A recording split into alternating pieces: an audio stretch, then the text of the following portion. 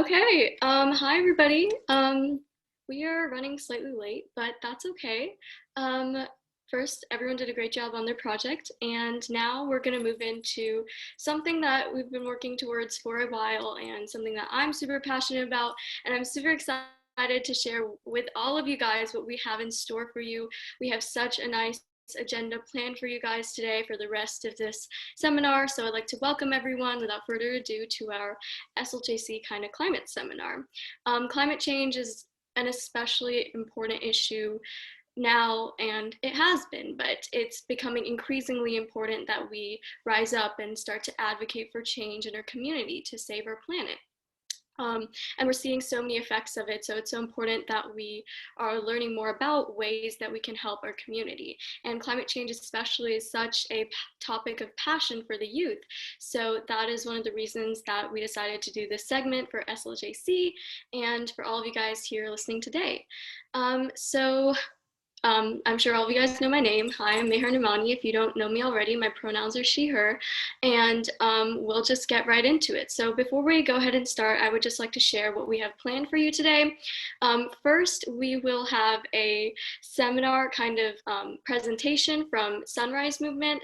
Atlanta will be coming on, and I think one person from Sunrise Gwinnett will also be coming on, and they will be speaking with us about the Sunrise platform, the climate change issue, how we can get involved, and their stance overall. So that is something that I am super, super excited about, just because Sunrise is a youth-led, for those of you that don't know, Sunrise is a youth-led climate change activist movement, and sorry.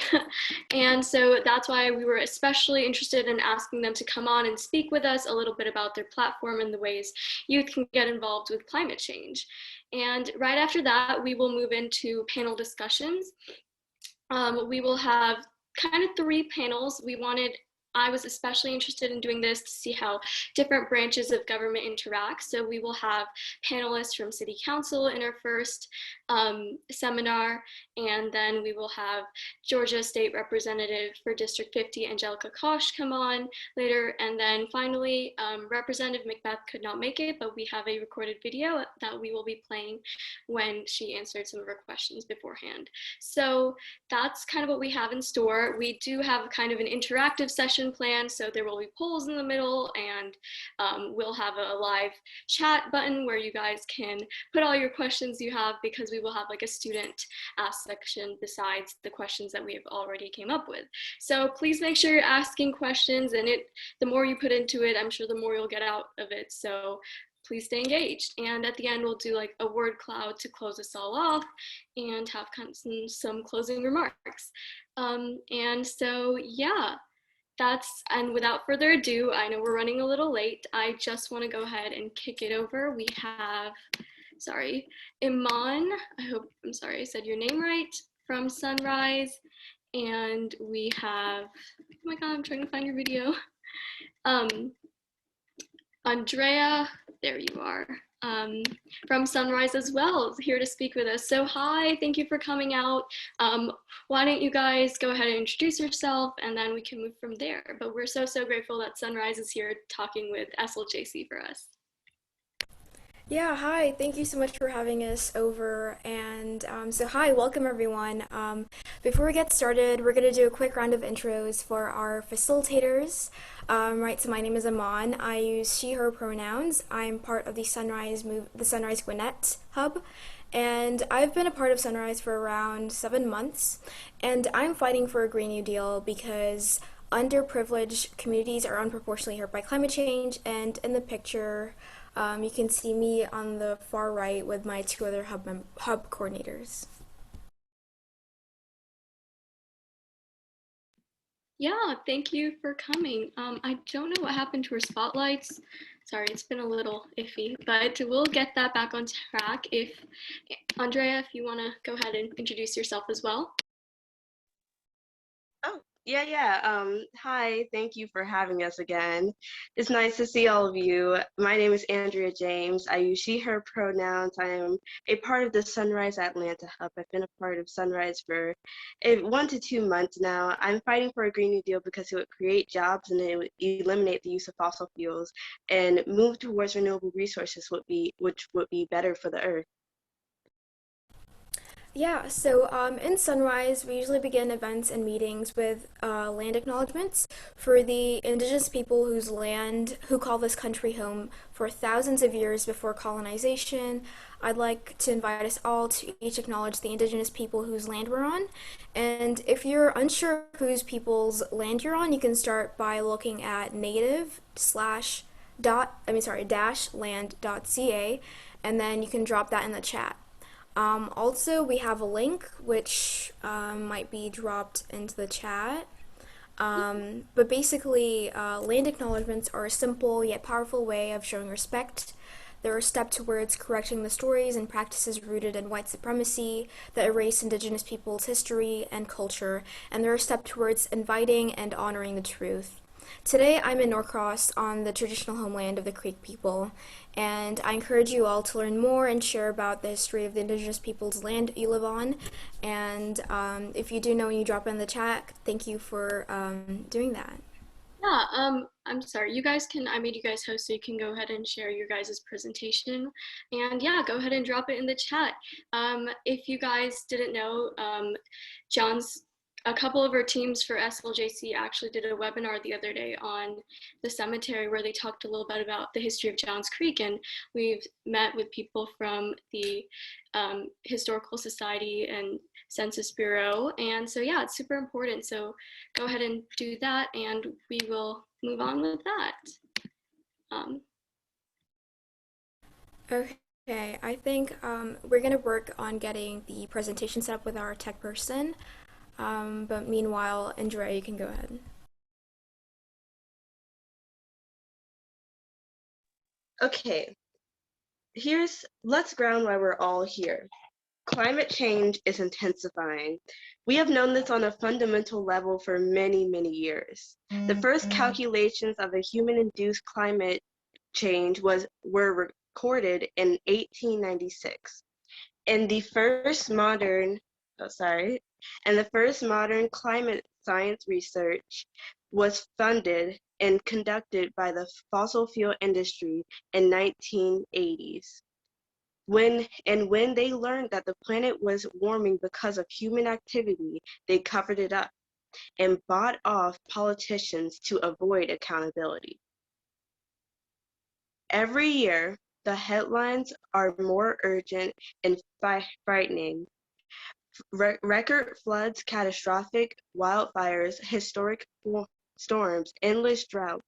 Every year we set a new grim record in climate change history. We know that climate change will not affect us all equally. It will be most severe for frontline communities of mostly low-income Black, Brown, and Indigenous people. Because of centuries of oppression, abuse, dehumanization along the lines of race, class, and gender. The people who have done the least to contribute to climate change will be the first and most severely impacted by its consequences. In 2012, the world's top climate scientists issued an ultimatum. If we do not dramatically reduce climate emissions by 2030, we will not be able to keep global warming below 1.5 degrees Celsius. Scientists call this the tipping point because warming beyond that threshold will lead to an irreversible cascade of consequences for the planet and all the life forms that call it home. So that was a lot, so let's take a deep breath. This stuff is pretty heavy. How do you feel about all of this so far? You could drop a few words in the chat. Yeah, that is a lot, and it's a lot to take in. So drop something in the chat on how you are feeling about this. It's definitely an issue that is very heavy to take in. So yeah.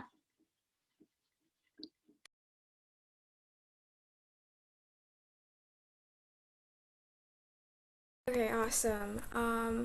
Or not awesome. So for the past several decades, the solutions offered to us were simply use energy efficient light bulbs or start recycling or things like that. And we only saw our politicians introducing watered down climate solutions.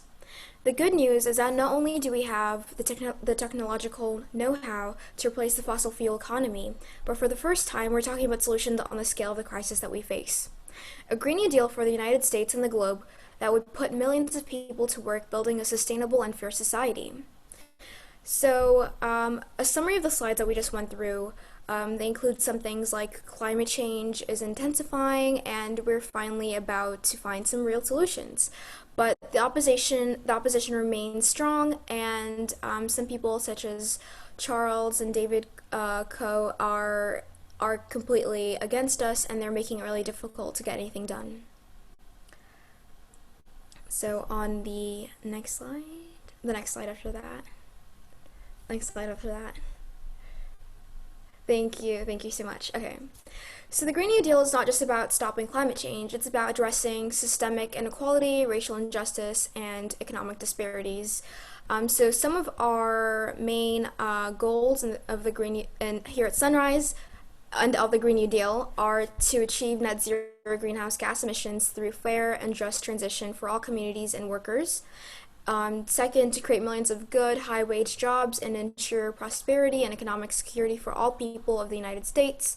Third, to invest in infrastructure and industry of the United States to sustainably meet the challenges of the 21st century. Fourth, to secure clean air, water, a stable climate, healthy access to nature, and a sustainable environment for all generations to come. Lastly, its last goal is to promote justice and equity by preventing current and repairing historic oppression to frontline and vulnerable communities. Yeah, so on the next slide after that. Next slide after that. Thank you. So just 3 years ago, young people fighting for climate justice have changed what is thought to be politically possible in this country. The summary of this slide over here is that we find strength in numbers and people power. An active base of public support basically means that we need a lot of people who are excited for the Green New Deal. Examples might be protests like strikes, sit-ins, walkouts, or anything more that you can think of. Talking to our communities means reaching out to friends and family, maybe even getting out of our social circle. And through this, we grow people power through something called moral protest, which basically means taking actions that show what is morally right and what is morally wrong. And this is usually framed with a message that asks the public, which side are you on? So that the people decide which side they're on. And on the next slide, we see political power. And political officials should be pushing for the Green New Deal as a government agenda. It isn't enough for them just to say that they support it or agree that it's an issue. They should be actively campaigning and fighting for the ideals of a Green New Deal. Building political power might look like working to elect a Green New Deal champion like AOC, or pressuring current officials to support ambitious climate legislation, or standing in action against unsupportive officials. So Sunrise was created because we saw a big failure in the climate movement's ability to hold onto both people power and political power. The idea of protest versus the idea of legislation at the same time. Sunrise believes that transformative change is not possible without people in the streets or at home doing their best, and people on the inside advocating for the movement. Okay, the people's alignment. This is a type of political alignment. It means that if you're politically aligned with someone, you share the same ideas about how the world should work. Political alignments are typically made up of movements, particularly institutions, and of groups that all share the same vision of how the government and society should function together. When all political alignment becomes dominant, it's able to define what is realistic and possible for a society. Because it dictates what our politicians are putting forth in the terms of legislation and constituents think what they deserve, people aligned for sunrise. People aligned for sunrise means building a movement of all people who believe in dignity and justice for all. And why we fight along with other groups with similar ideals. We need a larger coalition to achieve what we are fighting for. And so Sunrise and the broader movement pushed the Biden administration, to commit to a more progressive climate policy strategy than Bernie's 2016 platform. Then, young people and people of color delivered Biden's victory and secured the Senate for the Democrats. We flipped Georgia for the first time in a generation and secured a shot at a livable future.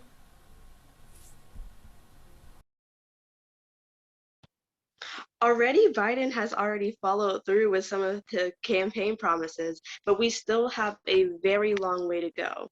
Here are some of the campaign promises that he has followed through with: ended the Keystone XL pipeline for once and for all, rejoined the Paris Climate Agreement, signed EO reversing Trump's environmental rollbacks, and there are many more on that slide. Right now, Sunrise and our allies are fighting for green recovery. That doesn't leave anyone behind. We're fighting for expanded voter protections, abolishing student loan debt, for Medicare for all, equity for all, and many other things. Public opinion is on our side, and young people are the largest group of voters in the country. We are the majority, and we have the power to win transformative change. Okay. Here are some of we have a plan. We have each other, but it's gonna take all of us. Okay, that's the right slide. Wait, it's one slide after. Is there like a video slide somewhere in there? Yeah, there's a video. Yeah, To close us out, we're going to watch this video narrated by AOC. As it plays, think about what a Green New Deal would mean for your community. Let me just share audio real quick. Sorry.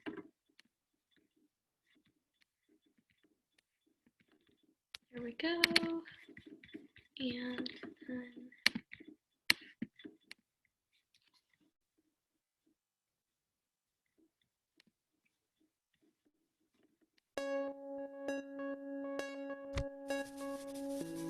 the bullet train from New York to DC. It always brings me back to when I first started making this commute. In 2019, I was a freshman in the most diverse Congress in history. Up to that point, it was a critical time. I'll never forget the children in our community. They were so inspired to see this new class of politicians who reflected them, navigating the halls of power. It's often said, you can't be what you can't see. And for the first time, they saw themselves. I think there was something similar with the Green New Deal. We knew that we needed to save the planet and that we had all the technology to do it, but people were scared. They said it was too big, too fast, not practical. I think that's because they just couldn't picture it yet.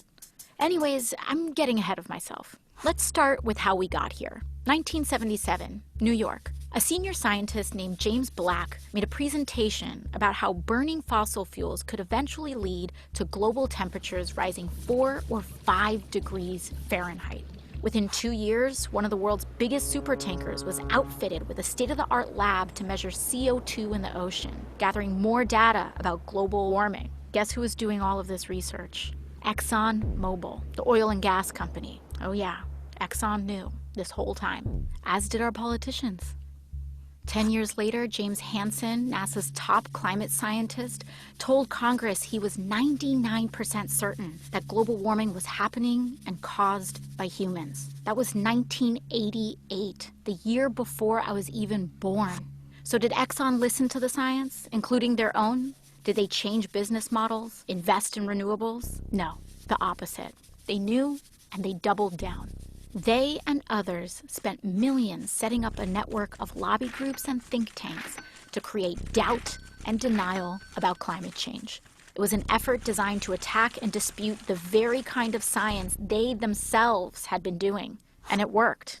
Politicians went to bat for fossil fuels, and these massive corporations kept digging and mining, drilling and fracking like there was no tomorrow. America became the biggest producer and consumer of oil in the world. Fossil fuel companies made hundreds of billions, while the public paid the lion's share to clean up their disasters.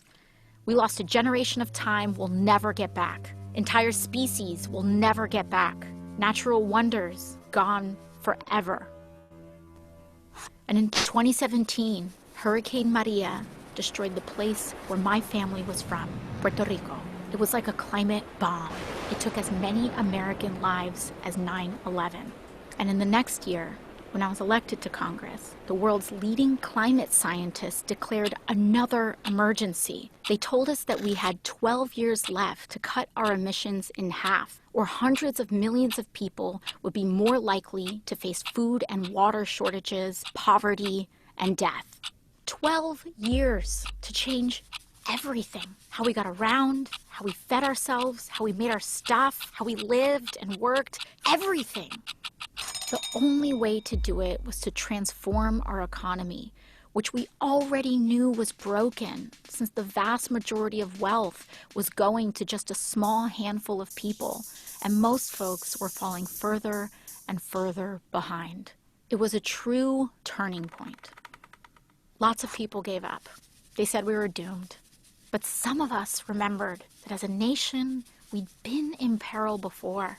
The Great Depression, World War II. We knew from our history how to pull together to overcome impossible odds.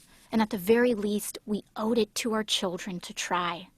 The wave began when Democrats took back the House in 2018, and then the Senate and the White House in 2020, and launched the decade of the Green New Deal, a flurry of legislation that kicked off our social and ecological transformation to save the planet. It was the kind of swing-for-the-fence ambition we needed. Finally, we were entertaining solutions on the scale of the crises we faced without leaving anyone behind. That included Medicare for All, the most popular social program in American history. We also introduced the federal jobs guarantee, a public option including dignified living wages for work. Funnily enough, the biggest problem in those early years was a labor shortage. We were building a national smart grid, retrofitting every building in America, putting trains like this one all across the country. We needed more workers.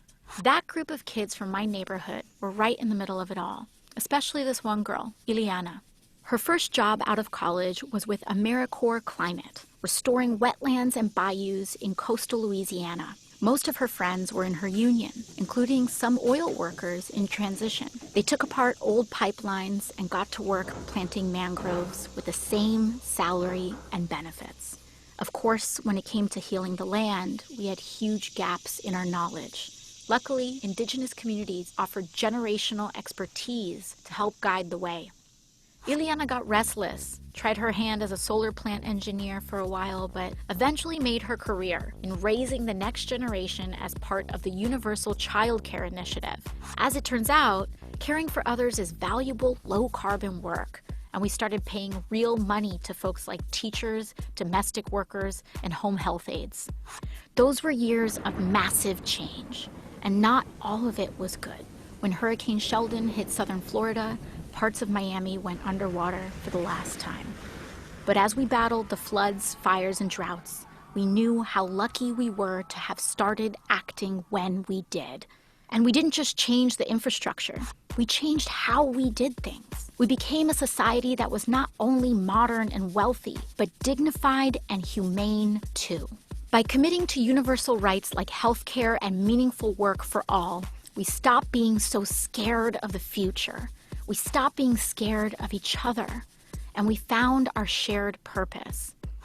Ileana heard the call too, and in 2028, she ran for office in the first cycle of publicly funded election campaigns. And now she occupies the seat that I once held. I couldn't be more proud of her, a true child of the Green New Deal. When I think back to my first term in Congress, riding that old school Amtrak in 2019, all of this was still ahead of us. And the first big step was just closing our eyes and imagining it. We can be whatever we have the courage to see.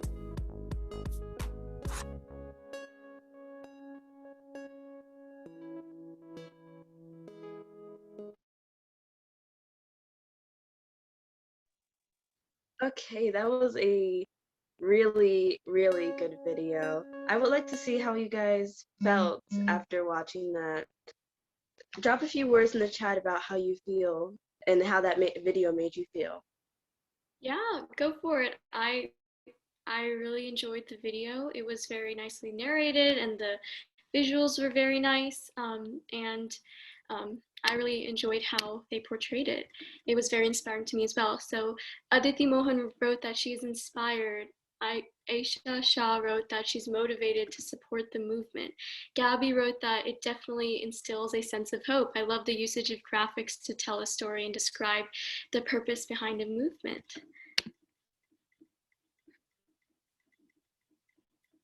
But yeah, it was a very nice video.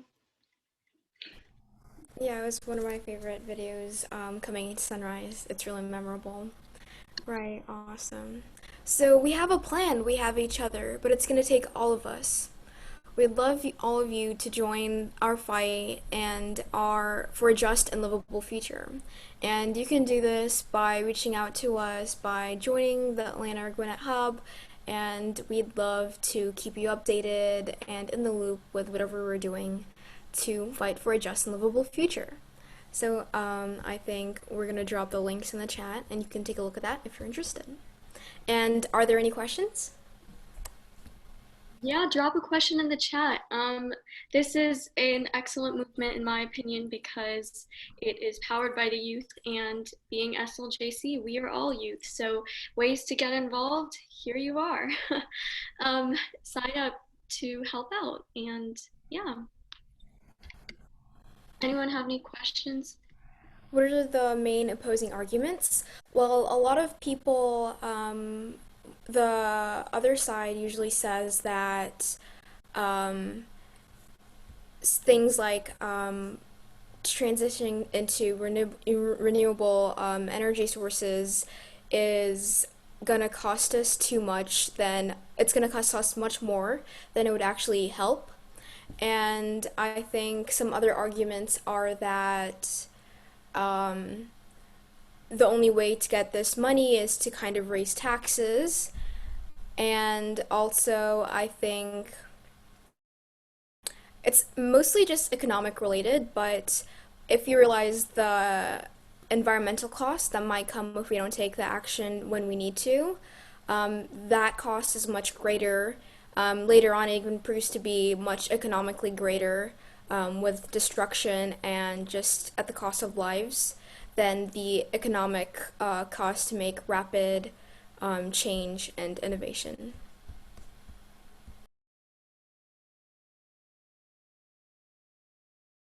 It looks like we have another question that says, what types of renewable energy can work without any use of fossil fuels? So solar energy is a very big field, and it has a very bright future, and it can be improved on. It can be made more cost effective, and currently it can, if we actually try and expand on it, it can fuel the entire country. I think there's some like really interesting statistics that you can search up. If we have fields of solar panels covering a certain area, that can fuel basically the entire nation. And also there's also things like geofuel. I think nuclear fuel, it's not exactly perfect, but I think as long as we move on from fossil fuel, it's been dominating our economy and everything for so long. I think that as long as we kind of move on from that, we can start to make progress. Absolutely. With that, if you guys have any other questions, feel free to contact Sunrise Atlanta and Gwinnett. And this is an excellent way to join in the movement to support climate advocacy and climate change for a better future for all of us. And so I would just like to take this second to thank both Imam and Andrea for coming on and sharing a little bit about Sunrise, a little bit about climate change, and a little bit about their beliefs and climate advocacy as a whole. Thank you guys so much for coming and speaking with us. I'm sure it was so insightful for all of the kids here listening today. Yeah, thank you so much for having us. I know this is really fun. I'm sure it's fun for Andrea as well. It was really nice spending our time talking to you guys because this is what we're here for, and we love connecting with the youth, and yeah. With that, I would like to turn it over to our next segment, which will be going into our panel discussion. We will be having our first panel with a couple people from City Council. So we have City Councilman Chris Coughlin, let me just do that, and Councilwoman Erin Elwood. So thank you guys for joining us, and we will go ahead and get started in a second. And your moderators for this segment will be Aditi, and I can't seem to find Ash's video, but as soon as he turns that on, I can spotlight him as well. Oh, there he is. Yeah. So with that, I'll kick it over. I want to take the time to welcome you both again. We're so glad to have you here. And I'll just go right into the questions. So our first question for you guys is, why do you think climate change is such a pressing issue today? So I think the impact of climate change, it's not just so much on us, but it will impact the economy and the environment of the future. So if there aren't mitigation strategies employed, it would spell doom for the human species as a whole if we're not careful about that. So I don't mean to fearmonger, and that's likely way down in the future, but that is a serious consideration if we're not more sustainable. I completely agree with what Chris just said. And thank you guys for having both of us and having this conversation. It's really great. I worry about the future generations. I worry about my child, and I worry about his children and his grandchildren. And also I worry about the environment. We have such a beautiful planet, and we should be taking better care of it. Okay, well, thank you for sharing that. Now, I want to kind of follow up with that by asking kind of what steps has Johns Creek taken to move towards kind of a greener society? Yeah, so when I was elected a few years ago, that was one of my plans to implement what I would consider innovative improvements to our local environment. We only control so much in Johns Creek, but there's still a significant role the city government can play. And over the past few years, we've made a number of strides in environmental change as a whole, in both policy and with the local public sector itself. So abiding more by sustainability rules. Some of the big wins, Erin, I'll let you talk about the acquisition of parkland and green space, Cully Creek and things like that. But from my personal experience, it was developing partnerships with a number of other organizations that really can help us address the issue locally, whether it be Atlanta Regional Commission, Autry Mill Nature Preserve, Safe Routes to School, Keep North Fulton Beautiful. We've started partnerships with those organizations to really implement what we consider best practice policies with our local environment. But just off the top of my head, I'm going to go through just a few quick wins. What would I consider environmental wins? When we acquired the new City Hall, we made some improvements and made it complacent with what we would consider a solar roof, meaning that we put some enhancements on the roof itself where it reflects most light, where you save significantly on energy savings and use. With a partnership with South Face, which is a sustainability organization, They assisted us with the new city hall with energy audit. And I consider this a win-win. So we did the audit, we identified areas where we can improve, and we implemented those for a very, what I would consider a nominal fee in city government prices. And it's reduce our energy use at City Hall from historical rates. And then it's also allowed us to save tens of thousands of dollars of taxpayer dollars in maintenance and operations costs, specifically utility bills. We restructured the syncing and algorithms of our light timing. And so folks are like, well, what's that have to do with the environment? Well, we significantly reduced idle time, speed to your destination. We made traffic smoother. So not only did it help traffic, which is usually quoted as our #1 quality of life issue, but it helped local air quality. It helped energy use. It saved residents time. So Chris, I'm going to interrupt real quick. Yeah. So when you said light timing, you're talking about traffic lights. Yes. So traffic lights. So the traffic lights have some kind of master computer thing that is making them more efficient. Yep. Yeah, we use an adaptive software that allows us to really move the light timing syncs based on the current traffic on a number of our intersections. So it's really advanced stuff. So I work in the data science field myself, and I'm pushing for us to move towards joining the Georgia Tech Smart Cities program. And I'm a big proponent of this one light timing that uses deep learning and AI. It's called SureTrack, and it allows the most efficient timing of traffic lights between cars, pedestrians, buses, and it really reduces idle time. And arrivals on green is a big metric too that you want to establish. With the assistance of student leadership, Johns Creek, we've established, and Safe Routes to School, we've established 6 programs to walk to school. Those are, my little pet project was Waze Carpool. So we partnered with Google to allow anyone arriving or departing from the city of Johns Creek or Alpharetta to have $2 rides. And basically what the algorithm did with Waze Carpool, it matches drivers and riders on the same routes to meet up and ride together. The driver gets a fee for driving, and the rider gets a fee that's much cheaper than transit systems, than driving yourself. So we got a few hundred trips off the road, but that was pre-pandemic, and so we're going to see how that program flies once things return back to the new normal. So. Can you make use of the Waze Carpool if you're under age 18? Or do you have to be 18? I don't know the rules for that. You can, yeah, as long as, and it's kind of cool too that it's got a number of safety features if you want to only carpool with people from your own school, from your own organization, same gender, whatever makes you more comfortable to jump in a stranger's car. It's kind of funny though. When I was growing up in the 80s and 90s, it was like never jump in a stranger's car, and it's now like with Uber, Lyft, Waze Carpool, we're jumping in everyone's car. So it's a weird transition. And another one that's not as, I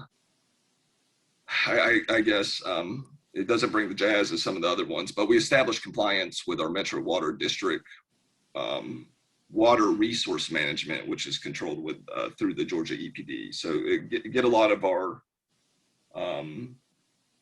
water regulations in tune with some of the most environmental best practices. And Erin, I left some of the parkland, some of the stormwater stuff, if you want to address some of those. Sure, I'll do those, but you haven't talked about ARC yet. So I'll talk about a couple, okay, and then you can talk about ARC. Yeah. So one thing that we're doing that is like really technical, but also really good for the environment is our stormwater management. If you think about every time it rains, where does that water go? And so you have a roof over your house and it has gutters that collect it and pipe it out. Like next time there's a big rainstorm, go look at your gutter and see all that water that comes out. Also, the roads and the parking lots all collect water and they take them out to storm drains. Well, the city owns the storm drains, and that water has to go somewhere. And meanwhile, it's picking up all the dirt or pollution or whatever as it's collecting and moving out. So we are trying to implement a stormwater utility, which would be a fee that people in the city pay so that we can do a better job maintaining the storm drains, because those all end up in the Johns Creek, the Johns Creek itself, or in the Chattahoochee River, right? The water gets collected and goes out. And so that's a really important thing for water quality, and something that we all can be more mindful of. So that's a good thing. And then also we're working towards increasing our park space. I mean, really, Chris should be the one talking about this. I just really love it because he was on council. We did a parks bond to buy more parks, and Wharton Park opened what was it, October maybe? Wharton Park, Wharton Road Park. I don't know if you guys have been there. It's really nice. And then Collie Creek Park is very large. How many acres is that, Chris? I should know this. 190 plus. It's going to be the biggest active and passive park in the Metro Atlanta area. Yeah. In Piedmont Park. Yeah. It's going to be fantastic. And that's off of Bell Road. And it goes along the Chattahoochee, and the corner, the boundary of it on the north side is the Jones Bridge road trail. You guys might go walking there. And so that is almost 200 acres, and it's going to have a lot of preserved space, and it's going to have a 5K that'll go through the woods, through some wetlands. And then it's also going to have things like fields, baseball fields and soccer fields and stuff like that. So that's going to be awesome. And to the another point that Erin mentioned, we've been pushing for the Atlanta Regional Commission has a program called the Green Communities, and I've been pushing to get that on our priority list, Erin and I, for some years now, and we finally got it solidified this year. And basically what that does, I got the list over here. It addresses methods to improve your environment, and it does it on two levels. It looks at the government first, play by your own rules, right? If you're gonna espouse, environmentally friendly policies, then you need to do it yourself. And then it's also how to improve these things for the community as well. So it ranges from green buildings, energy efficiency, green power, water use, reduction in efficiency, trees and green space, transportation, air quality, recycling and waste reduction, land use, education, and innovation. So there's programs and policies for each of those 10 different buckets. And it looks like we're jumping into that program, hopefully in Q3 this year. And then there's some of the more ambitious, technologically innovative pet projects that I want to push, like solar powered EV stations at City Hall, solar powered parking lot at some of our public buildings and parklands, fleets of electric vehicles. Some of those pie in the sky for me. And if we get a few of them, I think it'll be good for the community. So. Well, but if we did ARC, I mean, what would be some examples? Like one thing would be, for instance, if we did have EV stations at City Hall, wouldn't that help us like meet one of the requirements? Yep. Or like having recycling at City Hall, I think would be another. I like something you said once, Chris, that if we're going to expect people in the community to do things, then we need to be the leaders in it. And so like one thing that's kind of a trend right now for local government is eliminating single-use plastic, for instance, in restaurants or elsewhere. Well, maybe we should try, but can we eliminate single-use plastic in City Hall? And encourage people to use their water bottles, reusable water bottles, and not have all of that waste. And if we can do that for ourselves, it's easier to go to the community and say, you guys should try to do this too. It's a better way to manage things. Yeah, no, I'm just going to butt in for a quick second. I love that you guys said that, because that's actually one of our leadership practices here. It's called Model the Way. So yeah, love that you guys talked about that and tied that in. But yeah. Right.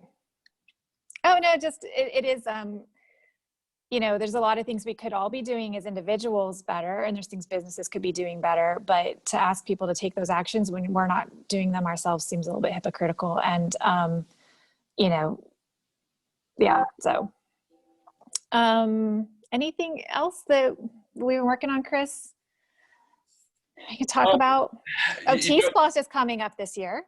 Yeah, and so we'll be able to, we're hopefully looking at some of the legal bounds, but I know, so both Erin and myself are a big proponent of trails and sidewalks. That's the most environmentally friendly mode of transportation. So we might have an opportunity to really expedite all our connected pathways in Johns Creek. I always jokingly say that we're we're still on a good pace to finish our sidewalk infrastructure in about 95 years. So if we have T-Splosh 2, we can definitely expedite that process. So that's going to be big. And then potential for stormwater management as well. And then back to the Georgia Tech Smart Cities, they partnered with Peachtree Corners, and this is what I'm a little jealous about, that they have an autonomous vehicle program going in our neighbors to the south right there in Peachtree Corners. So with potential for autonomous connected infrastructure through T-Splosh 2. Yeah, that would be great. Well, and Chris and I were on a call with some of the transit people from the state last week, and they were telling us a lot of cities are starting to get into that. What they say, Chambly down by the airport, and a couple others. And so if we could see some way to bring something like that to be Johns Creek, that'd be pretty great. But all of these things we're talking about are really detailed, as you can tell, and really focused. You know, you all just watch that video from the Sunrise Movement, and they're talking like big. They're talking global impacts, you know, and changing fossil fuel industries and stuff like that. And we're talking about how can we impact in our own little way. So it doesn't make it less important. It's just our goals are different, because we're not going to stop climate change in Johns Creek, but can we be doing best practices to make the earth a healthier place in our neighborhoods? I think we can. So we kind of derailed your questions, I think. Did you guys have anything else you want to talk about? Oh yeah, actually, first of all, it's so good to hear like so much stuff is going on in Johns Creek. I had no idea we were doing all of that. I was expecting like maybe 2 or 3 things, but wow. But anyways, we had a question about the Johns Creek Comprehensive Plan. It was adopted in 2018, and Goal 3 stated it was going to preserve like the city's natural environment and historic resources. So in terms of like the natural landscape preservation, how does it compare to when the plan was first adopted? Like, what changes have kind of come about? It's only been a couple years, but like. Yeah, I don't think that there's been changes per se. I mean, Collie Creek had already been purchased by that point. Collie Creek is a major preservation of natural land. And then we passed some land development regulations. I think you guys are going to ask that question maybe later, but we passed these land development regulations so that when people develop on properties, they have to meet certain best practices about erosion and land disturbance and removal of trees. And then, well, that's another thing we could talk about, is about with the green rules about becoming a tree city, or having a tree ordinance, because we don't have a tree ordinance right now saying how many trees can you cut down on a property. And then the other thing is that, you know, stormwater, it's not a very interesting topic. It's very like detailed and you don't really think about it, but it's causing significant erosion throughout the city. And the Johns Creek itself, the actual creek, is dealing with erosion. Do you see that in your neighborhood, Chris, or is it elsewhere on the creek? You do?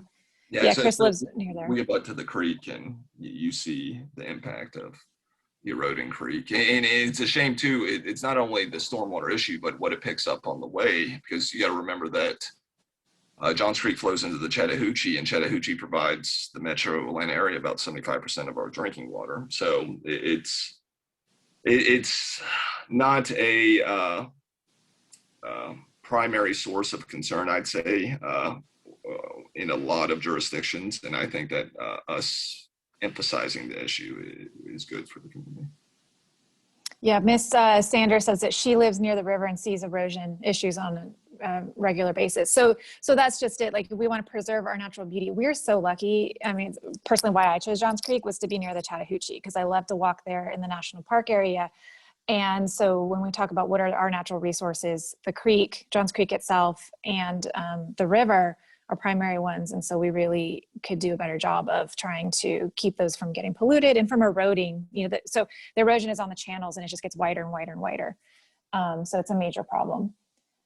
So the land development ordinance, which I know is a question, so I'll just answer it now, was a major improvement, because it has to do with how construction is done, so that there isn't greater erosion on the properties and then leading into the rivers. So. And we've written where it also incents those developers, right? So there is, you know, a bottom line concern, right? That their profits can be impacted, and if they abide by some of the rules, it could impact their bottom line positively. So there's an incentive for them to build in a more green fashion.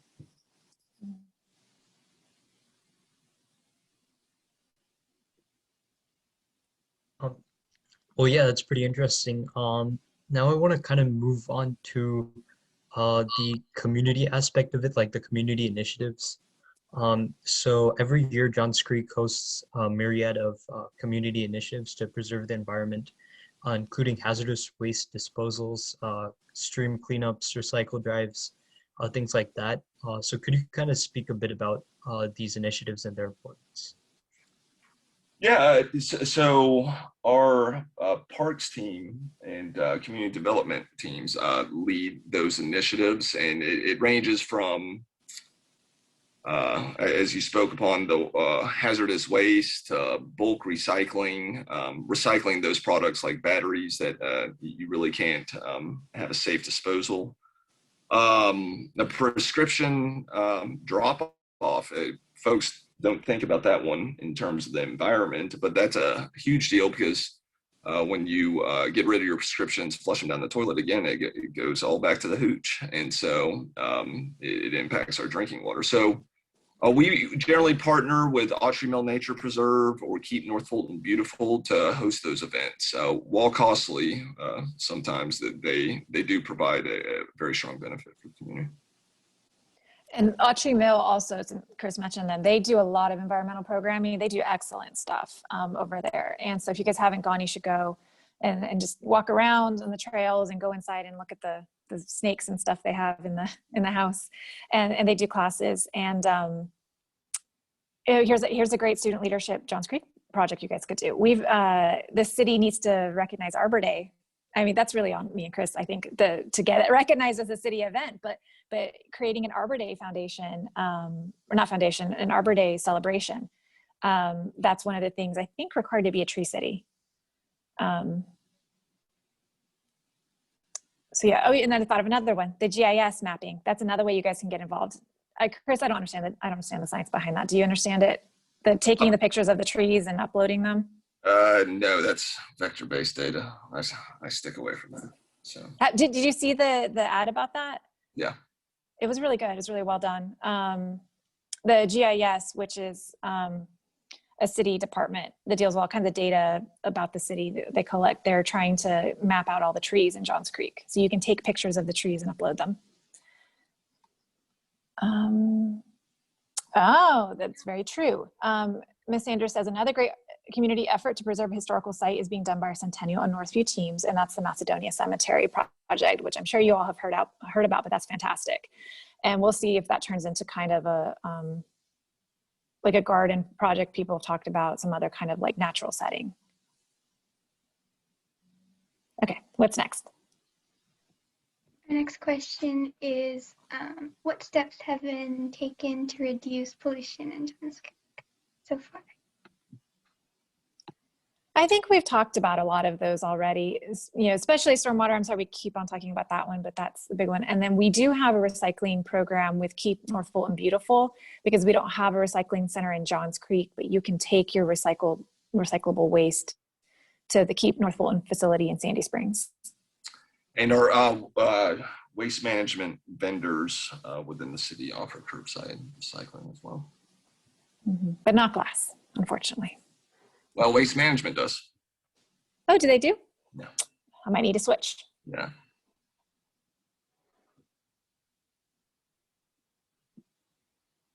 So moving into the last question, Ashu, I don't know if you're able to unmute yourself. Yeah. So I'm kind of gonna go into kind of the activism that we could do. So what do you think that the youth, what role do you think the youth could play in this fight to kind of halt climate change, and what steps could we take to get more youth involved in our community? Good question. So I always recommend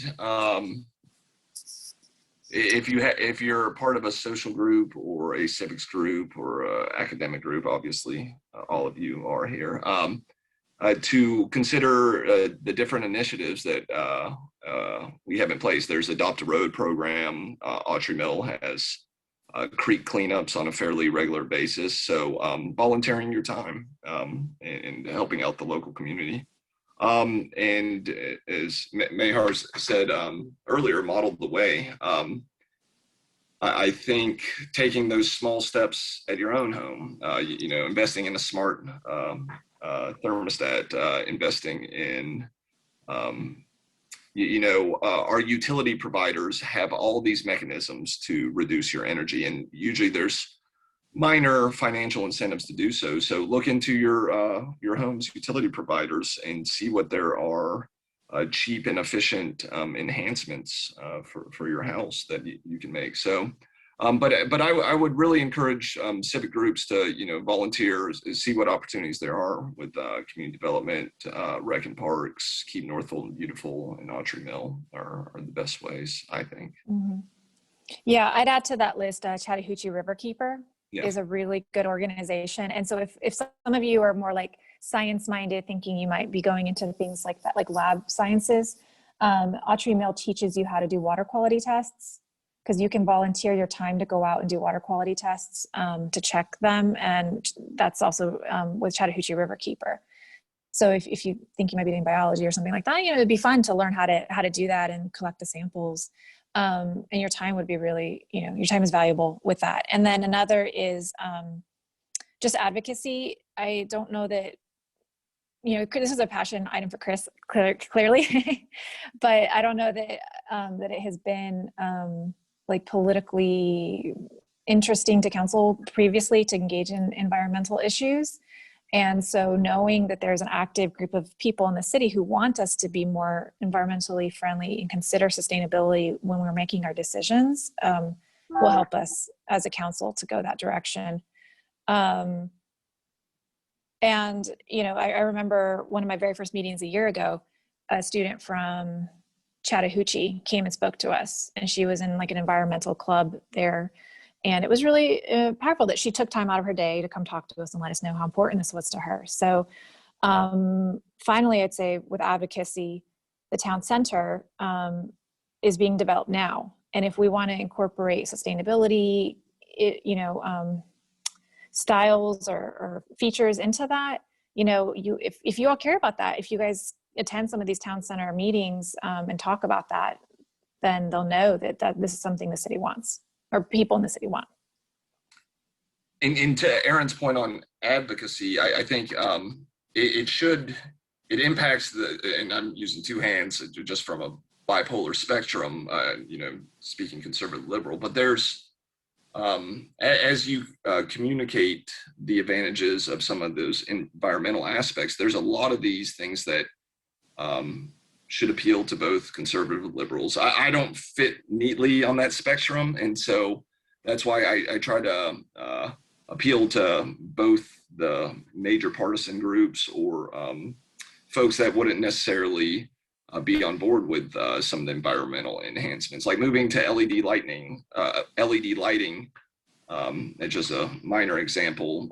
It takes a small, heavier investment up front, but we reduce our maintenance and operations utility costs. It's so, conservatives will be happy because we could potentially lower taxes or put that to use in other areas. And so I would say appealing to all political groups is definitely key, because I think this impacts us all. And with these policy enhancements, it can appeal to pretty much every varying political philosophy.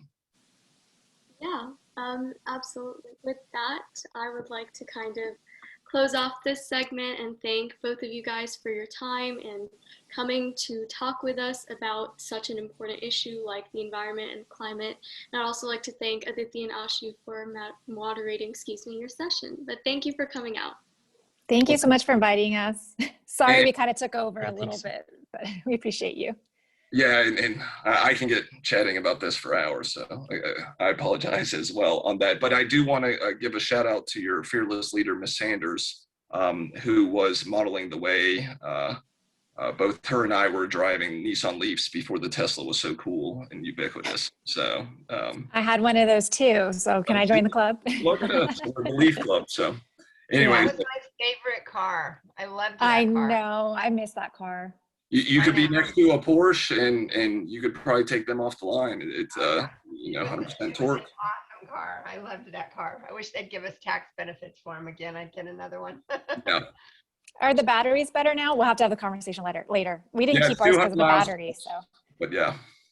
All right. Well, you guys, thank you so much for talking to us. We really enjoyed this. Thank you. guys. Thank you so much. Thank you. Bye. Bye. With that, I would like to just ask everyone to take a second to answer a poll that we have in the chat. It says, are you an environmental science whiz? Let's put your knowledge to the test, excuse me, and fill out that poll for us so we can get moving. But we will go on to our next segment. We're running slightly late, but all of it is very valuable information, and we were so lucky to hear from all the panelists that we will have. With that, we will move into our next segment, and I would like to invite Omer and Charlotte to moderate this segment. We will be hearing from Georgia State Representative for District 50, Angelika Kausche, on the subject of climate. So thank you for joining us. I'll kick it over. All right, thank you so much, Mahar. We heard some really great input from our city council members in the previous panel. And now we're just gonna look at the issue from a different perspective, specifically like the state level. And here to discuss this now, my co-moderator, Charlotte Lichtenfeld, and I are really honored to introduce Representative Angelika Kausche, who is the state representative for Georgia House District 50. That covers North Fulton, including Johns Creek. So she's also your representative for all the members of SLJC. And she emigrated from Germany in 1997 and became the first German-American state lawmaker in the Georgia legislature when she took office in 2019. And currently, among other assignments, Representative Kausche serves on the Natural Resources and Environment Committee in the Georgia House of Representatives. And that's really why SLJC is so pleased to have her today to speak on these environmental issues and climate change. And before we begin, I just want to congratulate Representative Kausche again for her recent re-election. Actually, SLJC is like our Secretary of State Ambassadors team. We hosted a virtual debate featuring her this past fall. You can watch it on our YouTube channel, but again, congratulations. Thank you. Thank you for having me. Yes, no problem. I want to ask the first question to you, Representative Kausche, sort of to introduce us to this topic and your ideas about it. Why do we need to address climate change so urgently? And specifically, how does it affect Georgia and perhaps District 50 in particular? Yeah, thank you for the question, and thank you again for having me here. And it's great to be back with the student ambassadors and student leadership. I think you do a great job putting this together. And I just kind of refer back to what the previous panelists said in terms to climate change. It is just a topic that we can no longer avoid. We are almost too late. So the time to act is now, because if we don't, it will affect the generations past us. And we're seeing the effects of climate change right now here in Georgia. You just have to go to the Georgia coast. We just had, a couple of years ago, we had a devastating Hurricane Michael. We may see more of these storms. So it affects all of us. It's not something that you can see in isolation. And when you ask me how it affects Johns Creek, I think the city council members said, for example, one way you can see how it affects us when you look at the stormwater development in the recent years, which became a much bigger problem. One of the reasons may be development, but that's not all. We also had a shift in the patterns of rainfall in Johns Creek. So this is a topic that's very dear to me because it's really about the future. And I was really pleased to see in the last election that students from all walks of life, from all parties, because to me, this is a nonpartisan issue, came up and said, you know what, if you want to hear what young people care about, we care about climate change because you know, when you guys are old, you will see the effects of climate change and feel it. So more than maybe us. So I'm hoping I'm still going to make another 30, 40 years, but still. So it is a very important topic, and I'm taking this very seriously. So what, if any, measures have been proposed or passed at the Georgia legislature regarding environmental protection and climate action? Well, one of the most important measures the Georgia Assembly ever took was back in the 1780s, and that was one of the things. There were two measures. It's the Georgia Shoreline Protection Act. And that protects the Georgia coast, which, I mean, whoever has been to the coast, I'm a big fan of the coast, love to go to St. Simon. It's an incredible, unique, pristine coast. And that Shore Protection Act made sure that this coast will be preserved. And that also preserves the watersheds that run into the marshes. So that was one of the biggest ones. The other one is, like, you may have heard about the water wars. And this is, so if not, that's something you guys really should research, because that has to do with who has the rights on our water. And that was a legal fight that has been and still going on between Georgia and the neighboring states. There has been some resolvement, and I don't want to go into details because it's very, very complicated, but in essence, Georgia does not have a lot of water. I mean, Lake Lanier is the biggest water resource we have, the Chattahoochee River. Then we have a few other reservoirs, but basically we got to be very, very careful with our water resource. And there are other states who also claim a right on it, so for farming and for other purposes. So that was a big fight that was going on, and fortunately we're making some headwinds there, but it still comes up. And we are constantly facing legislation that has to do with the environment. I give you one that's really, really important to me. And has to do with energy, and I like to bring it out that all things are somehow connected. So when you talk about water, you talk about not just drinking water, you talk about energy, you talk about farming, which affects our food and everything. So really we have to learn how to look at the whole and how it connects. And one of the things that happened, we had quite a few coal power plants in Georgia. We still have a few, and they are retiring out. And the coal ash that comes out of this process is very, very toxic. And some of the coal ash is being stored rather close to our water reservoirs and aqueducts. And one place, for example, is McDonough. Then we have another one in we have several. So the problem that is, in order to safely store the coal ash, you have to drain the ponds. Oops, that was my dog, sorry. You have to drain the ponds and then kind of like store the coal ash, the high toxic coal ash, in a safe way. So what we would like the state and Georgia Power, who is responsible for this, to do is store this coal ash in lined pits, so that there is no risk of that any of this toxicity draining into our water reservoirs. And that's a discussion that's going on because, as you can imagine, that's very costly.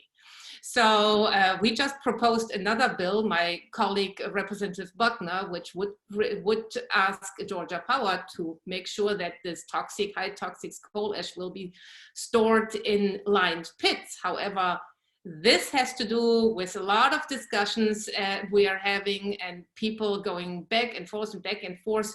So we didn't manage it in the last year to get this through because the cost factor, which basically Georgia Power, I kind of like simplify it, says then the cost would roll over to the consumer and it would make energy more expensive. I mean, it's a simplified explanation, but I'm not trying to make it too complicated.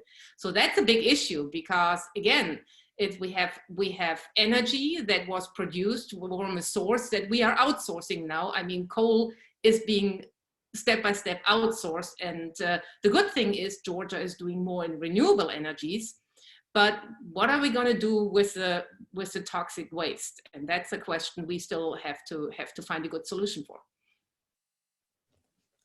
Thank you so much for talking about that. And speaking about all these renewables, I want to ask, how do you believe Georgia can transition into a greener and more sustainable society in order for us to protect our environment and address climate change? Yeah, personally, I think we could do a little bit more in really moving towards more sustainable energy. Georgia made great strides in adding more solar to its energy portfolio, but that has been mainly solar that has been like organized or produced or by the big companies like Georgia Power. So these are these big solar fields. What we haven't, where we made some progress, but where I would like to see more is really rooftop solar. And that has to do with the very complicated way in how we produce and distribute energy. So it comes, and where you would have to look and really follow is the Public Service Commission. And the Public Service Commission really steers how the cost of energy, they regulate the utilities. So this is the place where we have most of the discussions. I'm not too much in tune with this, but I encourage you, if one of you is really interested in that, talk to one of the commissioners, invite them in and let them explain what's going on, because it's a fascinating topic and it affects every household. And you can ask your parents, okay, so ask your parents, what's your utility bill? And ask them, do you think we could save and where could we have savings? And then when we talk about rooftop solar, there are certain things that we need to expand. One thing is, the technical term is net metering. So when you put rooftop solar on your roof, you kind of like, it goes back to Georgia Power, and it does not really go directly to your own house in the moment. As I said, I'm not the engineer, I'm not the technician here, so I don't want to go into details, but there are some things where we really could do better, and those are with the Public Service Commission. So I encourage you to talk to them. So we are going in the right direction, which is good, but always the question is, considering how grave the threat is, could we do more? And so I would like to see way more solar and maybe some wind in our energy portfolio, and really a clear plan of when we phase out fossil fuels. Thank you. And then, so what progress has been made in Georgia with more eco-friendly transportation?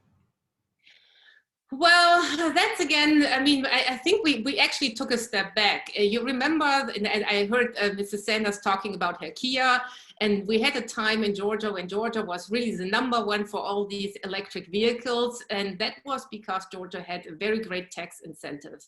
And that tax incentive, I'm not quite sure, phased out as a sunset, I think was maybe in 2017, 18, I'm not 100% sure. And we are now trying to get this tax credit back, because it was a big incentive for people to buy electric vehicles. So that would be one thing. Then, I mean, Council Member Coughlin talked about autonomous vehicles. What we have to do, for example, what I didn't know about is, when you want a fleet that has more electric vehicles, you also have to think about how do they power them. For example, if we want providers like Uber or Lyft to have their drivers more electric vehicles, can we make sure that these drivers have all charging stations? And some of the drivers, for example, live in areas that are not as economically fortunate as in our area. So that might be an issue. So I talked with some people about it, that we make sure that because Uber and Lyft drivers need this access, that they have the access. So it's sometimes very practical things you wouldn't consider. You're seeing everybody can drive in the garage and plug up their vehicle. Here in Johns Creek, we can do this, but there are other areas that are economically a little bit disadvantaged. They may not be able, but they may benefit from this, because, so for example, if Uber or Lyft decide them to give them an electric vehicle, they need to be able to charge this vehicle in a convenient way.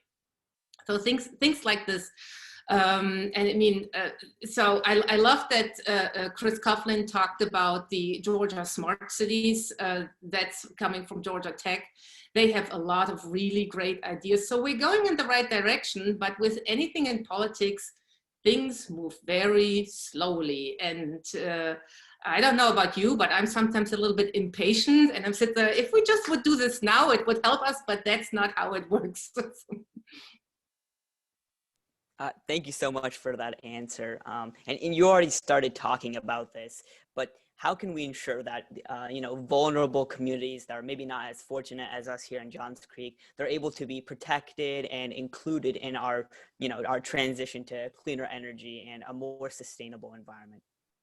Yeah, and that is a term that we call environmental justice, and that is a term that's been really come up in the last years, where we realized that the communities that are disproportionately negatively affected by the effects of climate change, the negative effects of climate change, are minority communities, more poorer communities.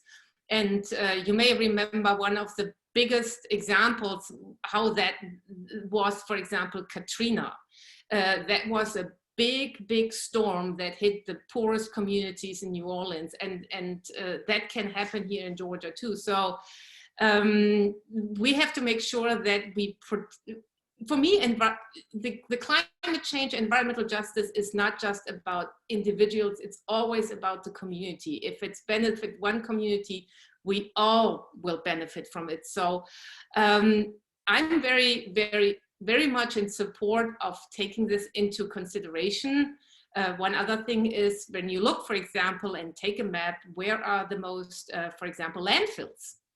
So landfills are very often close to poorer communities and communities with less, maybe that have less lobbying voice when it comes to things like this. I mean, we need landfills. Well, we unfortunately produce a lot of trash. So where we go back to the recycling, how can we produce less? That's a big question.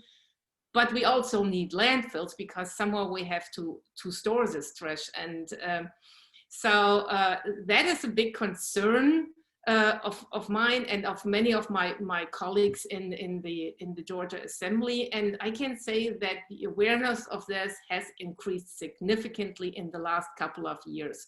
And that it's almost amazing how much the mindset shifted in the last maybe I would say 2 to 3 years.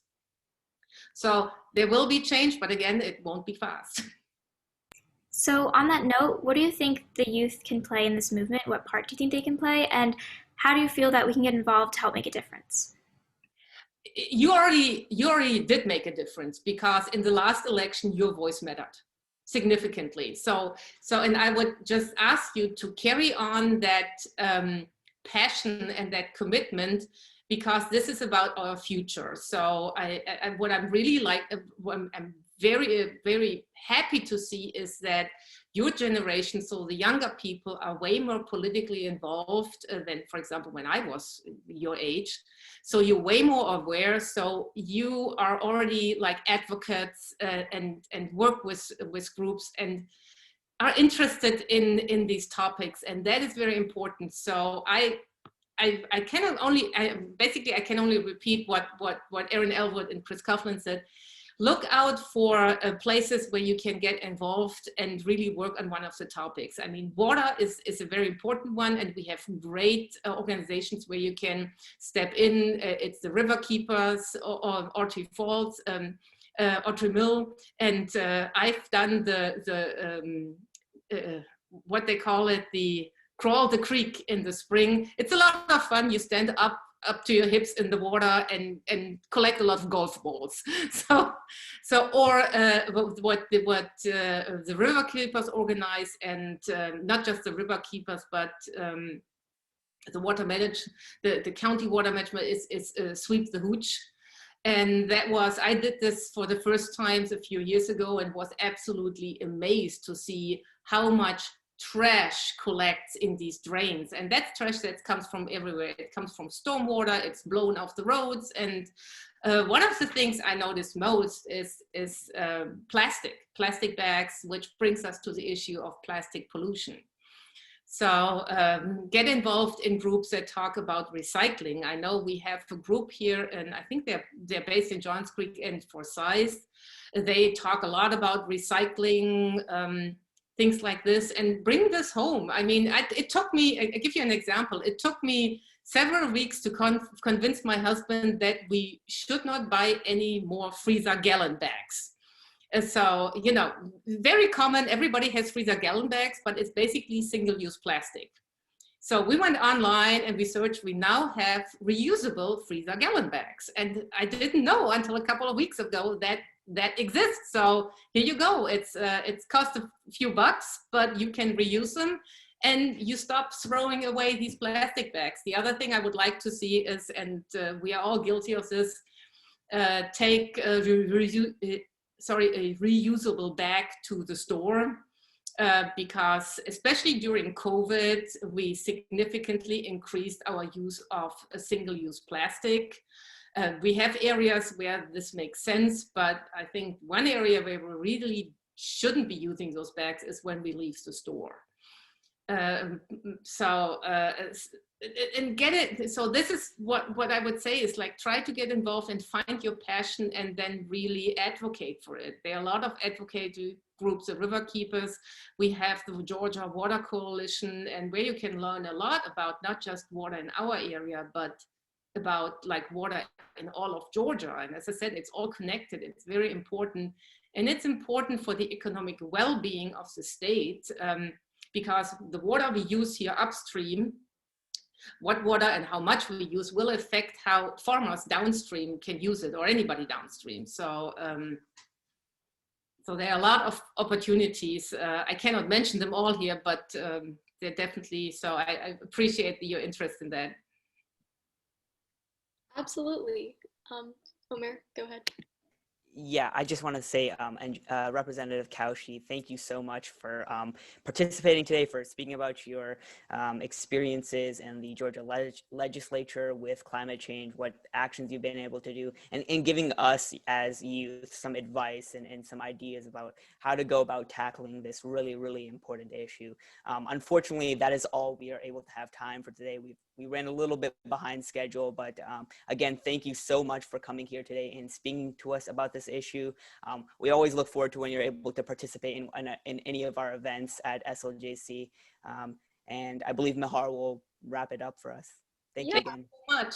Thanks for all for all the energy that you do. It was great being here with you. Thank you. Thank you so much for coming out. It was very insightful to even just hear about the individual things that you were doing with the bags. That was something that we can all work towards. And so with that, I would like to kick it over to the next segment, which will be a video. First, just thank Representative Kausche for coming on. And now we will go into our last kind of segment, which will be a video. Unfortunately, we wanted to do a panel with local, and we just heard from Angelika Kausche, who is our state representative, and then we wanted to have a federal rep, but Representative Lucy McBath could not make it in person, so she sat with us and recorded a video answering some of her questions, as we have done so in the past with our panelists. So with that, the next segment that I'm just about to play will be a video with Councilwoman McBath, and she will talk a little bit about climate change in the House of Representatives and at the federal level. So 1 second. Oh, with that, while I'm pulling that up, there is a new poll in the chat. Let's get a better answer rate. So there is a third survey that Akila just posted, and you should go and do that while we get into our next segment.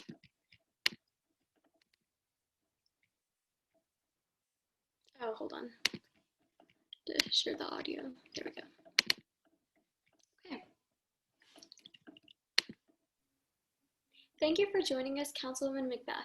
It's such an honor to have you here, speaking with our Student Leadership Johns Creek Class of 22. I know I can speak for all of us when I say that we are so grateful that you were able to take time off of your busy schedule and share your insight on such a prevalent issue like climate change. Going ahead and starting us off, can you share a little bit about climate change as a whole and some of its effects? Hello, everyone. My name is Lucy McBath, and I am your Congresswoman representing Georgia's 6th Congressional District. And I want to thank you for inviting me to the Johns Creek Climate Seminar to talk about an issue that has immense impact on your generation. With each passing year, we are confronted with increasingly alarming news about the state of our environment. In 2020 alone, we watched as wildfires set the western states ablaze and massive hurricanes battered the coasts. We are seeing the far-reaching effects of climate change across the globe, destroying businesses, homes, and the livelihoods of so many.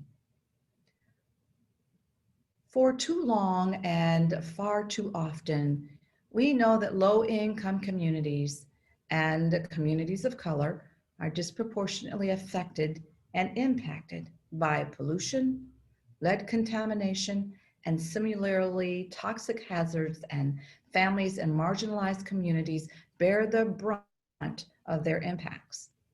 This work will take all of us as we fight for a safer and a cleaner world. Absolutely, thank you for that. I most definitely agree that we have seen the disastrous effects on our communities with the increase of extreme weather events in recent years, and this is something that will only continue to increase if we don't start to take action now. Moving along, do you think that we have a responsibility to preserve our planet? What gives you hope in this movement? I have hope because of young people like you who are making your voices heard. I believe that by working together, we can protect our climate from further damage. We are responsible for ensuring that future generations have a chance to learn and grow in an environment that is safe for their families. By investing in clean energy and common sense climate policy, we can enrich our communities without further harming our planet. No, absolutely. Thank you for that. I most definitely agree to the fact that it's important that we leave this place at least a livable planet for our next generation. While we should always strive to improve our community, it's important that we at least take the measures necessary to ensure that the next generations have a planet to live on. Moving along, what are you standing for in Congress, and why do you believe it's important for our community to work together to fight this issue? In my work in Congress, I am determined to continue supporting meaningful policy to tackle climate change. And I'm so glad that you all have taken an interest in supporting these efforts at a local level, because it's also so important that our young people in our communities come together to play their part as well. Community action is the backbone of climate initiatives. And I encourage you to continue championing your vision for a cleaner world and safeguarding the natural beauty that we have right here in our state and in our neighborhoods. The work to build a cleaner environment cannot wait. I am delighted that you all are working already to join in the movement. Thank you for that. I know I can speak for most of the youth here today when I say that we're beginning to get concerned almost about the fact that if we do not take action now, then we will just not have a planet in the future. And for a lot of us, that concern is becoming almost our biggest motivation and our reason for becoming climate change advocates in our communities. So moving along, on January 20th, President Biden and Vice President Kamala Harris were inaugurated into office, and on the first day of their presidency, President Biden rejoined the Paris Climate Agreement. What impact do you think this will make on our country's ability to combat climate change and save our Earth? By rejoining the Paris Climate Agreement, the United States recommitted itself to investing in the steps that are so necessary to combat climate change and invest in our future generations. More than that, the United States will yet again assume its role at the table in the global effort to curb climate change, not just for Americans, but for people all across the globe.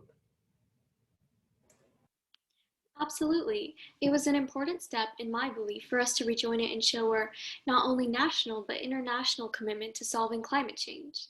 Moving along, the surge in extreme climate events in our nation has disproportionately affected the lower classes, as they don't have the capacity or resources to combat the disastrous effects. Climate change and inequality are locked into a vicious cycle almost, whereby climate change hazards end up aggravating inequality. As a result, when climate hazards actually hit, disadvantaged groups suffer disproportionate losses of income and assets, whether it be physical, financial, human, or social. And many times they're also exposed to harmful pathogens, which can lead to long-term and long-lasting medical conditions. And the increasing intensity and frequency of these natural disasters can indirectly cause or aggravate a myriad of health issues. That being said, given the deeply rooted wealth inequality in our nation, how can you ensure that the lower classes are taken into account and their safety is equally prioritized? I believe that we all deserve access to a safe, clean environment to live in.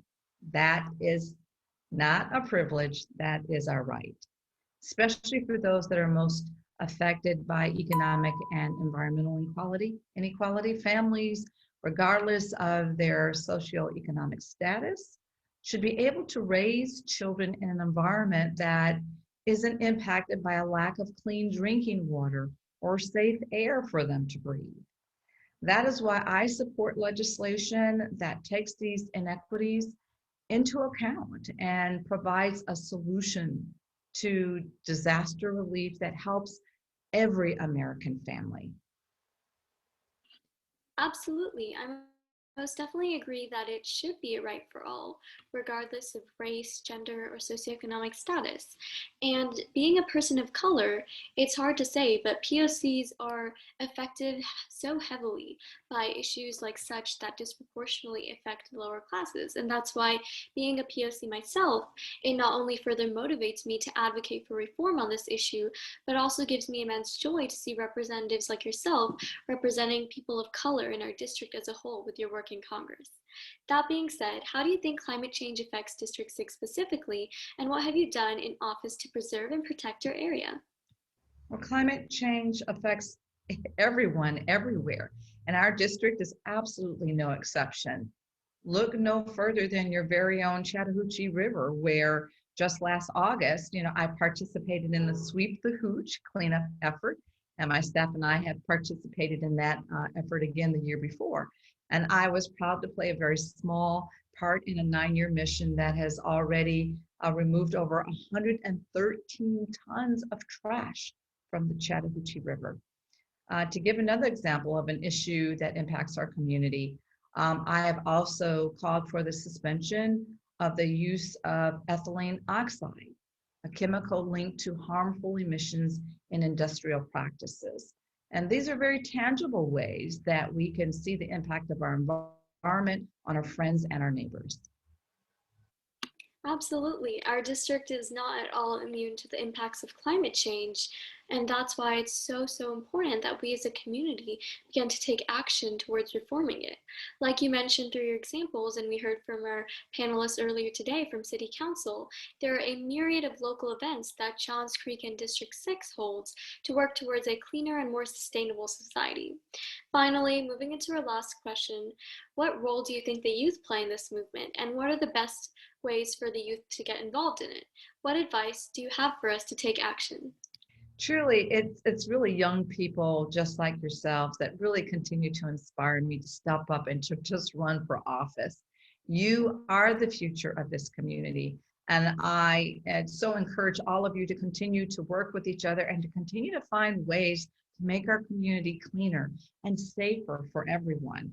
Even the smallest actions that you take really make a difference in helping our environment. And remember just to stay cognizant of your daily actions and remember that these small acts really tend to add up over time. And as a result, you'll be protecting and preserving Georgia's truly beautiful and natural beauty. And you will be guaranteeing a sustainable tomorrow for generations to come. And those will be your generations. So I'm so proud of the work that you all are doing.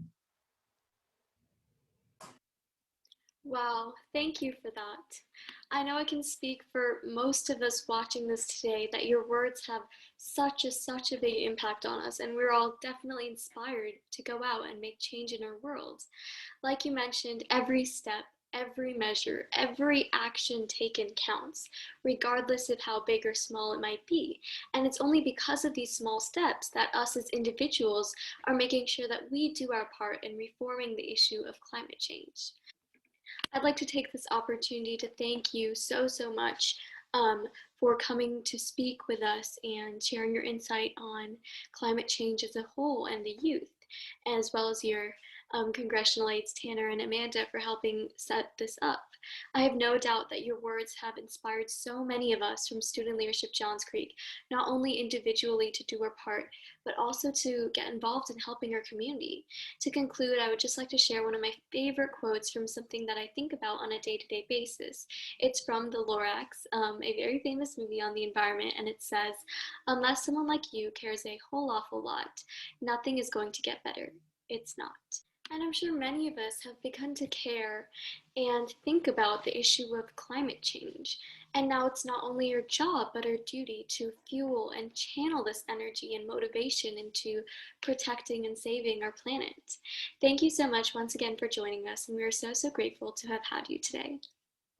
With the work of smart young folks like yourselves, I have faith that a bright future awaits us. Thank you. Okay, well, that was our video from Representative McBath.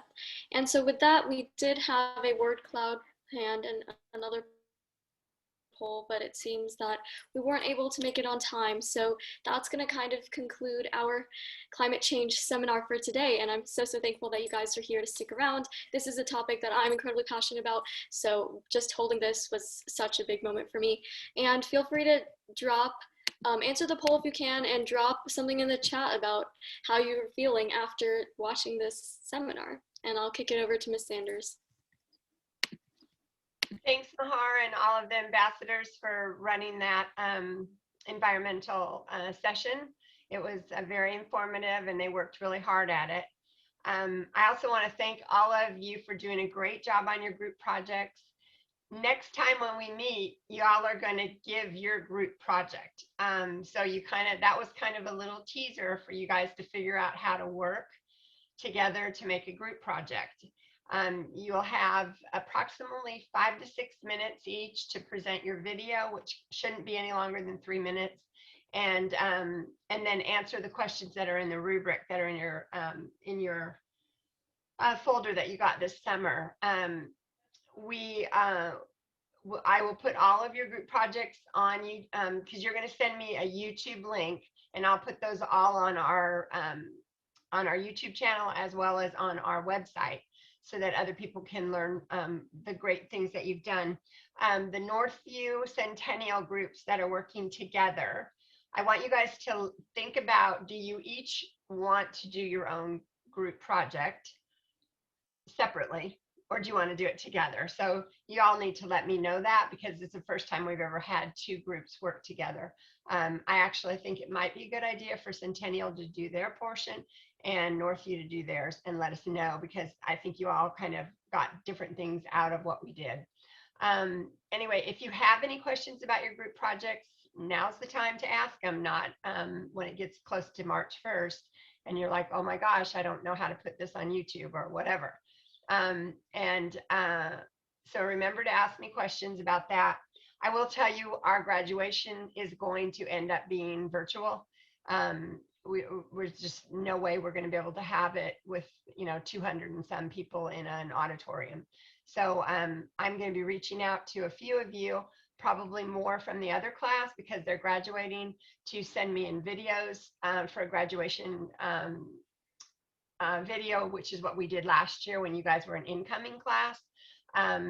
and then hopefully next year we will be back to normal, and it'll be your graduating class, and then we'll be in a big auditorium all together without masks on. That would be my goal. So if anybody has any questions, send me an email. Thank you again to all of our student ambassadors. Some of these people, you guys are like, who are these people? They were from the other class. So Akila, Aditi, Ty was there. Who else was there from the other class? Mostly Ashu. just those three. Ashu. So again, just some of you have sent me personal messages about the ambassadors program. They are a group of 9, and they get replaced. So they're going to be replaced in June with a new team of 9. And so I will be sending out applications, and we can only pick 9. And last year, I think we had 50 kids apply, all from our program, for 9 spots. So but they get to do a lot of the things like run seminars like this, and they get to do debates. And we are going to have mayor and city council debates this fall, because 4 of those spots are up for election in November. So we'll be doing those. The next team will be. So anyway, thank you guys for being such good participants. And I really liked all of your programs. All of them were super good. So if you guys have any comments, please let me know. And Mahar's going, I want to talk. So go for it. No, I was going to say, like, I thought you were going to close it out, but like, we just have to take a screenshot real quick before you do it. So, okay, yeah, everybody needs to unmute their videos so that we can take a screenshot, so that your parents actually know you were here. I think that, Mahar, you might have to unpin yourself. Oh, right? Yeah. No, I think you're pinned. Yeah, we should be good now. Okay. I'll just wait a couple more seconds for people to turn on their videos. I can see. Okay. I'll just take one on each side, so like this side, and then the next page for Zoom, so we can get everyone who turned on their videos. So yeah, 3, 2, 1. And then the next page, 3,